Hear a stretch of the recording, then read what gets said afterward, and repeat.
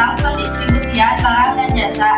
Sebelum ke videonya, izinkan kami memperkenalkan diri terlebih dahulu. Perkenalkan, nama saya Fatma. Perkenalkan, nama saya Yuki. Perkenalkan, nama saya Susi. Perkenalkan, nama saya Anissa. Dan perkenalkan, nama saya Uli. Langsung saja ke videonya. Yang pertama ada pengertian distribusi. Distribusi adalah kegiatan menyalurkan barang atau jasa dari produsen kepada konsumen. Orang atau pihak yang melakukan kegiatan distribusi tersebut disebut distributor. Yang kedua, tujuan distribusi. Tujuan distribusi adalah untuk menyalurkan barang atau jasa dari produsen kepada konsumen. Selain itu, distribusi juga bertujuan untuk yang ke-1, memudahkan konsumen mendapatkan produk yang diperlukan. Yang kedua, mengoptimalkan nilai guna produk. Yang ketiga, memberikan jaminan pada proses produk. Yang keempat, membantu hasil produksi agar dapat tersebar lebih luas. Yang ketiga yaitu fungsi distribusi. Fungsi distribusi dapat dikelompokkan menjadi dua berdasarkan kepentingannya, yaitu yang pertama, fungsi pokok distribusi meliputi yang pertama, pengangkutan, yaitu fungsi terkait dengan pengiriman produk sampai ke tangan konsumen. Yang kedua, penjualan atau pengalihan kepemilikan produk dari produsen kepada konsumen dengan adanya penggantian berupa harga jual.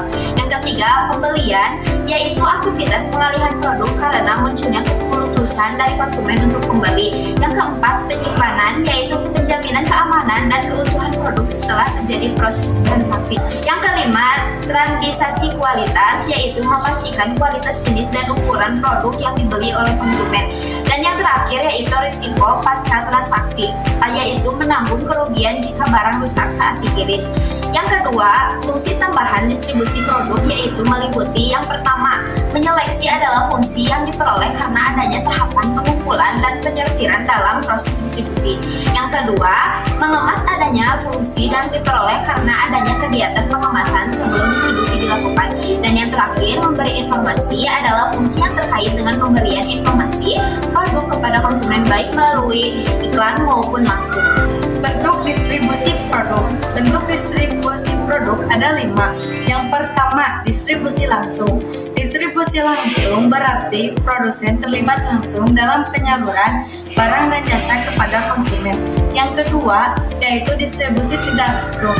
Distribusi tidak langsung dilakukan oleh perusahaan dengan melibatkan bantuan perantara atau pihak lain. Yang ketiga, distribusi intensif. Distribusi intensif adalah kegiatan penyaluran yang dilakukan dengan menempatkan produk di lokasi-lokasi yang mudah dijangkau oleh konsumen, cocok untuk barang kebutuhan sehari-hari seperti sabun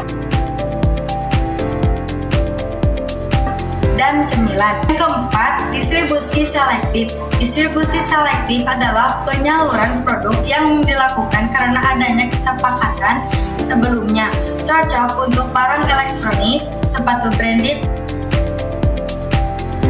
atau produk fashion. Dan yang kelima adalah distribusi eksklusif. Distribusi eksklusif adalah distribusi yang dilakukan dengan menyeleksi ataupun memilih distributor dan outlet yang mampu dan memenuhi kriteria untuk menjual produk, cocok untuk barang mewah seperti mobil sport atau jam tangan mahal.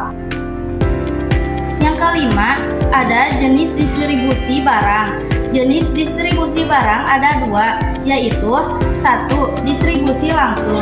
Contohnya, penjual bakso yang langsung menjual dagangannya ke pembeli. Yang kedua, distribusi tidak langsung. Contohnya, pabrik minuman yang mengirim produknya ke distributor, lalu dijual ke toko, kemudian dibeli oleh konsumen. Yang keenam, ada distribusi jasa. Jasa berbeda dengan barang karena jasa tidak berbentuk benda, tapi berupa pelayanan atau bantuan. Contohnya, ojek online, salon, guru les, jasa pengiriman paket, dan jasa transportasi. Lalu yang ketujuh, ada strategi distribusi dan sistem logistik. Yang ke-1, strategi distribusi ada 2. Yang pertama, rantai pasok hulu. Rantai pasok hulu merupakan proses yang menitik beratkan pada pemerolehan pasokan bahan baku produk. Lalu yang kedua, rantai pasok hilir. Rantai pasok hilir merupakan strategi distribusi yang berfokus pada aktivitas penyimpanan gudang, pendistribusian, hingga pelayanan penjual. 3. Fungsi strategi distribusi produk. Yang ke-1, pengangkutan, memindahkan barang dari pabrik ke pasar. Yang kedua, penjualan, mengalihkan hak milik produk kepada pembeli. Yang ketiga, membeli barang dari produsen dalam jumlah besar. Lalu yang keempat, penyimpanan, menjaga keamanan barang di dalam gudang. Yang kelima, pembakuan standar, menyeleksi barang berdasarkan ukuran dan kualitas. Lalu yang terakhir, ada penanggungan risiko, menanggung kerugian jika barang rusak saat dikirim. Yang kedua, sistem logistik. Sistem logistik merupakan serangkaian kegiatan yang bertujuan memfasilitasi mobilisasi atau perpindahan suatu barang dalam proses produksi. Langkah-langkah menetapkan sistem logistik yaitu yang pertama penentuan lokasi, yang kedua penentuan transportasi yang meliputi jumlah biaya, pengangkatan bahan baku, kecepatan bahan baku sampai ke tujuan pengiriman dan transportasi yang terjadwal. Yang ketiga, penanganan dan penyimpanan yang meliputi kegiatan pergerakan barang atau mobilization dan pengemasan barang atau packing. Sekian video yang dapat kami sampaikan. Mohon maaf bila ada kesalahan.